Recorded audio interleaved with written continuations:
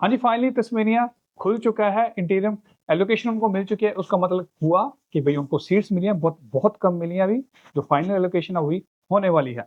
तो चलिए बात कर लेते हैं चेंजेस क्या आई हैं। तो जो पहली चेंज ये आई है कि जो प्रायोरिटी एट्रीब्यूट्स हैं उसके लिए अभी पॉइंट्स होगा, मीन्स कि आपको क्लियर पता चल जाएगा। कहने का मतलब क्या है, अगर आपके पास गोल्ड एट्रीब्यूट है, 1000 पॉइंट आपको मिलेंगे और सीधा नॉमिनेशन आप डाल सकते हो विदाउट एनी इन्विटेशन। दूसरा वो है ग्रीन, जो ग्रीन एट्रीब्यूट है उसमें आपको 250 या उससे ज़्यादा पॉइंट्स मिलेंगे। उसके बाद जो ऑरेंज आता है, ऑरेंज प्लस बोल सकते हो, उसमें 250 या उससे कम पॉइंट्स मिलेंगे, पर वो 25 से ज़्यादा ही होंगे। अब इसके बाद क्या मतलब है, जो इसके बाद जो चेंजेस आई हैं, एक तो ये रिमोट वर्क अब एक्सेप्टेबल हो चुका है कि अगर आप 3 साल से रह रहे हो, काम कर रहे हो रिमोट एम्प्लॉयर के लिए। फॉर एग्जांपल रिमोट का मतलब कि आप बैठे तस्मीन हो, आपका एम्प्लॉयर दूसरी स्टेट में है, तो भी आप एलिजिबल हो सकते हो। ये एक पाथवे इन्होंने चेंजेस आपने की हैं। और दूसरी चेंजेस ये सुनो ये कि कॉन्ट्रैक्टर की डेफिनेशन को उन्होंने क्लियर कर दिया इस चीज़ को लेके। तो कॉन्ट्रैक्टर और सब कॉन्ट्रैक्टर 2 चीज़ें हैं ध्यान में रखने वाली।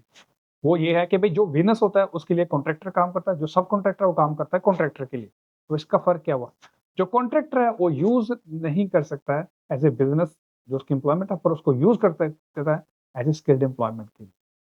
क्योंकि आपको पता है तस्मीरें के डिफरेंट-डिफरेंट पाथवेज़ है जो मैं आपको बताने वाला हूँ।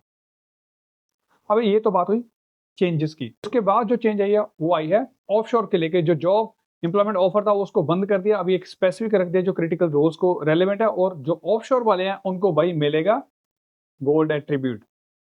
और जो बिजनेस पाथ है उसके लिए कोई ग्रीन और ऑरेंज पास नहीं है।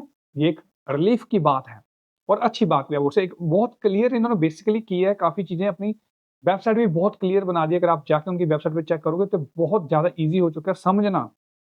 पर रही बात एक चीज़ है, जिनके 4 पाथवेज़ हैं, वो है पहला कि अगर आपने वहाँ पे स्टडी की है, दूसरा पाथवे हो गया कि आप वहाँ पे काम कर रहे हो, तीसरा पाथ हो गया कि आप वहाँ पे लंबे समय से रह रहे हो, लास्ट पाथवे ऑफशोर का है, दूसरी स्टेट वाले अप्लाई नहीं कर सकते।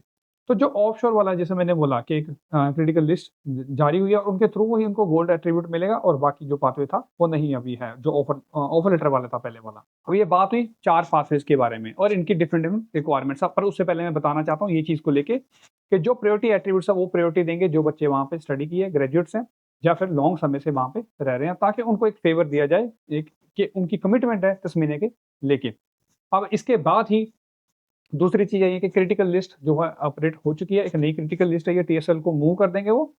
तो उसमें हेल्थ, अलाइड हेल्थ और एजुकेशन को लेके काफ़ी ज़्यादा स्कोप आपका रहेगा। अगर आप इस फील्ड में काम कर रहे हो, तो आपका बहुत हाई स्कोप है कि आपको गोल्डन एट्रीब्यूट मिलेगा, मीन्स कि वो डायरेक्ट नॉमिनेशन का एक पाथवे है। अब जो 4 पाथवेज़ की हमने बात की, इनके डिफरेंट डिफरेंट रिक्वायरमेंट्स है। किसमें बोल रहा है कि 491 के लिए 3 महीने, किसी में 6 महीने, किसी में 9 महीने या 12 महीने से लेके 18 महीने। कोई 190 का भी प्रीटी मच सेम है। वो पाथवे टू पाथवे वेरी करता है। अब इसके साथ ही जो आई हैं, जो लिस्ट में नहीं है, जैसे एनज़को 1 से 3 हो गया, चाहे लोअर लेवल की होगी 4 टू 5, उनके लिए उन्होंने सैलरी वाला पाथ चूज़ किया है, प्रायोरिटी वाला नहीं है। उसमें क्या है, सैलरी आपकी अराउंड 57,000 के आस-पास होनी चाहिए, जो कि कंसेशन आपको मिला हुआ है 76,515 के ऊपर। उसके हिसाब से आपको एक प्रायोरिटी दी जाएगी। तो अभी काफ़ी सारी चेंजेज़ ऐसी आई हैं, जो समझने के लिए अभी टाइम लगेगा, बिकॉज़ काफ़ी चेंजेज़ इस बार आई हैं। और जो उनके पाथवेज़ हैं, उनके लिए जैसे मैंने पहले बोला कि रिक्वायरमेंट्स भी चेंज हुई हैं।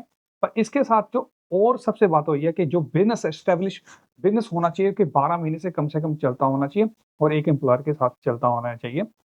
और दूसरी बात, अगर आप एजुकेशन इंडस्ट्री में काम कर रहे हो या माइग्रेशन इंडस्ट्री में काम कर रहे हो, तो उसको इतनी प्रायोरिटी नहीं दी जाएगी। अब इसके साथ उन्होंने बोला कि पिछली बार बहुत फ्रॉड हुआ था ऑफर को लेके, जॉब ऑफर्स को लेके, इसको लेके, जो बाकी वो भी रीज़न, उसकी वजह से भी उन्होंने बाकी पाथवेज़ बंद किए। जो चेंजेस लेके आने का रीज़न भी यही था कि उनको वो बंद किया।